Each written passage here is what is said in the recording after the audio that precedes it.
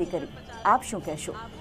જી બિલકુલ, જ્યારે ભગવાન શ્રી કૃષ્ણનું નામ લેવામાં આવે તો એની સાથે રાધાનું નામ તો ચોક્કસ આપોઆપ જ જોઈન થઈ જાય છે. અને આ જે રથયાત્રાની શરૂઆત છે એની પાછળ પણ રાધા જ ક્યાંક ને ક્યાંક કારણભૂત છે. કારણ કે ક્યારેક સ્વપ્નની અંદર ભગવાન શયન કરતા હતા અને એમણે રાધે રાધે આ શબ્દનું ઉચ્ચારણ કર્યું, અને આ શબ્દનું ઉચ્ચારણ કર્યું ને રૂકમિણીજી સાંભળી ગયા. ત્યાંથી એમને જિજ્ઞાસા થઈ કે હજુ કેમ ભગવાન રાધાને યાદ કરે છે. ફરી પાછી એમને ગોકુળની બધી યાદ આવી અને ગોકુળના જે પ્રસંગો છે ભગવાન શ્રી કૃષ્ણના એ જાણવાની તાલાવેલી થઈ. એ તાલાવેલી થઈ આ બધા જ પ્રસંગો છે એ રોહિણીજી જાણતા હતા. અને રોહિણીજી પાસે જઈને જ્યારે એ લોકોએ બધાએ પ્રાર્થના કરી કે અમને આ રાધા વિશે કંઈક જણાવો, ત્યારે રોહિણીજી જે જણાવે છે અને રોહિણીજી જણાવે છે અને સુભદ્રાજીને ત્યાં આગળ પહેરો આપવા માટે ઊભા રાખે છે. અને એ જે ભગવાન શ્રી કૃષ્ણ અને રાધાની પ્રેમની જે કથાઓ છે, શ્રી ભગવાન કૃષ્ણ અને રાધાના જે એ સમયના રાસ જે છે, આ બધી વાર્તાઓ સાંભળીને જ્યારે એ બધા પીગળી જાય છે ને ત્યારથી જ રથયાત્રાની શરૂઆત થઈ. તો ક્યાંક ક્યાંક રથયાત્રાના કારણભૂત રાધા પણ છે એવું પણ આપણે ચોક્કસ કહી શકીએ. અને રાધા વિશે તો શું કહેવાય, કારણ કે ભગવાન જે છે એમાં જે પ્રકારે આપણે આગળ ભક્તિની વાત કરી, ભક્તિની વાતની અંદર એક અંતિમ ભક્તિ જે છે ને એ આત્મનિવેદન છે. આત્મનિવેદન એટલે પૂર્ણ રૂપે પોતાને સમર્પિત કરી દેવું ભગવાનને.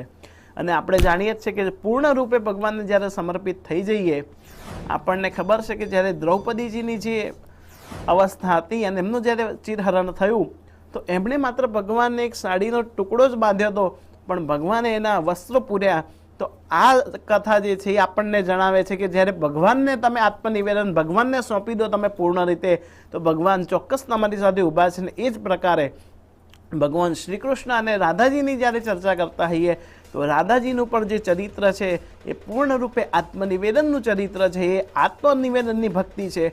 અને ભગવાન શ્રી કૃષ્ણ અને રાધાજીનું જે ચરિત્ર છે એના પરથી મને એક શ્લોક યાદ આવે કે ભગવાન શ્રી કૃષ્ણ અને રાધાજી જ્યારે રાસ રમતા હોય છે અને બધી ગોપીઓ જ્યારે આવે છે તો ક્યાંક ગોપીઓ સાથે રાસ રમતા રમતા રાધાજી રિસાઈ જાય છે. અને રાધાજી રિસાઈ જાય છે તો એ દોડતા દોડતા યમુનાજીના પુલકિત એવા પુલિંદ ઉપર જતા રહે છે અને ભીના જે તટ હોય છે, તીર હોય છે, એની ઉપર રાધાજીના જે પગલાં પડે છે ને એની પાછળ ભગવાન સ્વયં એમને મનાવવા જાય છે. આ એમનો પ્રેમ ભાવ હતો. અને જ્યારે ભગવાન સ્વયં એમને મનાવવા જાય છે તો ભગવાન કેવી રીતે હર્ષોલ્લાસની અનુભૂતિ કરે છે, તો ત્યાં અમારા વેણી સંહાર નાટકની અંદર એક શ્લોકમાં એવું લખ્યું છે કે જે પ્રકારે રાધાજી આગળ જાય છે ને પાછળ ભગવાન શ્રી કૃષ્ણજી જાય છે, એ ભીના તટ ઉપર રાધાજીના જે પગલાં પડ્યા છે ને એ જ પગલાંની અંદર ભગવાન શ્રી કૃષ્ણ પણ પોતાના પગલાં મૂકે છે. અને એ જે પગલાં મૂકવાનો આનંદ છે અને એનાથી જે એમના હર્ષોલ્લાસ થાય છે, આ પ્રકારે ભગવાન શ્રી કૃષ્ણની રાધાજીની ભક્તિ છે. અને રાધાજીને તો કેમ ભૂલી શકાય, જગ જાહેર છે કે ભગવાન શ્રી કૃષ્ણ અને રાધાજીનો કેવો પ્રેમ કથા છે. તો આ પ્રેમ રસ જે છે એ પણ આત્મનિવેદન અને એક ભક્તિનું એ છે કે તમારી પાસે કંઈ ન હોય છતાંમાં તમે પૂર્ણ રીતે ભગવાનને સમર્પિત થઈ જાઓ. એ આત્મનિવેદનની ભક્તિ છે ને એની સાથે ક્યાંક ક્યાંક રાધાજી અને ભગવાન શ્રી કૃષ્ણનો પ્રેમરસ પણ જોડાયેલો છે. અને આજે જો આપણે આ રથયાત્રામાં કંઈ પણ અર્પણ ન કરી શકીએ, પણ આપણી અંદર રહેલા જે દુર્ગુણો છે ભગવાનને કહીએ કે અમે એ અર્પણ કરીએ છીએ, અમે પોતાને અર્પણ કરીએ છીએ, આપણે ધનથી ન કરી શકીએ તો આપણે તન અને મનથી તો ભગવાનને સમર્પિત થવું જ જોઈએ. અને જો એ થઈએ તો ચોક્કસ આપણો બેડો જે છે એ ભગવાન પાર લગાવે છે, આ ભવસાગરમાંથી આપણને તારે છે. અને આજે એ જ બધી વસ્તુઓ જે છે જગન્નાથજી જોવા આવ્યા છે, નગરચર્યામાં ભગવાન એ જ જોવે છે. જો ભગવાનની એક ઝાંખી આપણી ઉપર પડી જાય તો આપણો પણ બેડો પાર થઈ જાય. એ ભગવાન શ્રી કૃષ્ણ અને રાધાજીના હેતુભૂત આ રથયાત્રાનો પણ પ્રારંભ થયો છે. અને આ જ રીતે ભગવાન શ્રી કૃષ્ણ અને રાધાજીનો જે છે એ રાસ અને પ્રેમલીલા પણ આપણને ખબર છે. બિલકુલ, ત્યારે ભગવાન શ્રી કૃષ્ણ અને રાધાનો જે સંબંધ રહ્યો છે, જે ભક્તિભાવ, જે પ્રેમ ભાવનો જે સંબંધ રહ્યો છે તેની અત્યારે વાત કરી છે. બ્રિજેશજી, અહીંયા સવાલ એક એ થઈ રહ્યો છે કે જ્યારે ભગવાન આજે રથની ઉપર સવાર થઈને અમદાવાદની ગલીઓમાં વિચરી રહ્યા છે, ઘણા બધા જે અમદાવાદના હજારો લાખો જે ભક્તો છે તે ભગવાનને દર્શન માટે થઈને આવી રહ્યા છે, પરંતુ જે ભક્તો દર્શન નથી કરી શકતા, ત્યાં પહોંચી નથી શકતા, તેમના માટે ભક્તિનો શું ઉપાય? તેમના માટે જેમ મેં આપને આગળ પણ કીધું કે માત્ર તમે ભગવાનનું નામ સ્મરણ કરો એ પણ એક ભક્તિ છે.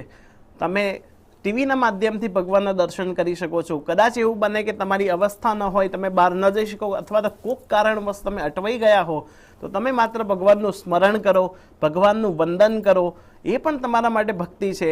અને ત્યાં ન જઈ શકાય, ટીવી ન જોઈ શકાય, તો તમારા ઘરમાં તમારા દેવસ્થાનની અંદર જો ભગવાન હોય એમને વંદન કરો. એ પણ ભગવાન જગન્નાથજીનું સ્વરૂપ છે. જો ભગવાન શિવનું સ્વરૂપ હોય એની અંદર પણ તમે જગન્નાથજીની પ્રાર્થના કરી અને વંદન કરો તો એ પણ ભગવાન જગન્નાથ છે.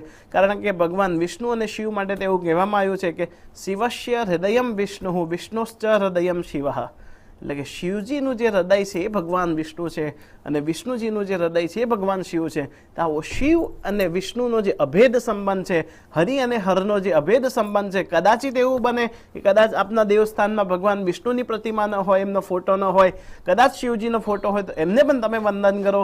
એ પણ ભગવાન જગન્નાથજીને જ વંદન કર્યું એ બરાબર છે. એટલા માટે જો કદાચિત તમે આ રથયાત્રાની અંદર ન જોડાઈ શકો, અથવા તો રથની અંદર બેસેલા ભગવાનના દર્શન ન કરી શકો, અથવા તો કોઈ એવી અવસ્થા બને તો તમે ઘરે રહી અને આજના દિવસે ભગવાનની એક માળા કરવી, ઓમ નમો ભગવતે વાસુદેવાય આ મંત્રનો જપ કરવો. આ જપ કરવાથી પણ આજે મેં કીધું કે કીર્તન ભક્તિ જે છે એ થશે. એની સાથે સાથે તમને જો કોઈ ભજન આવડતું હોય તો એ ભજન ભગવાનને સંભળાવવું. કારણ કે આજના દિવસે ભગવાન પણ જે છે એ તમારી ઘેર આવવા માટે પ્રયત્ન કરી રહ્યા છે. જી બિલકુલ. ત્યારે ભગવાન જગન્નાથની ભક્તિનો મહાસાગર અત્યારે છલકાઈ રહ્યો છે અને આ મહાસાગરની જે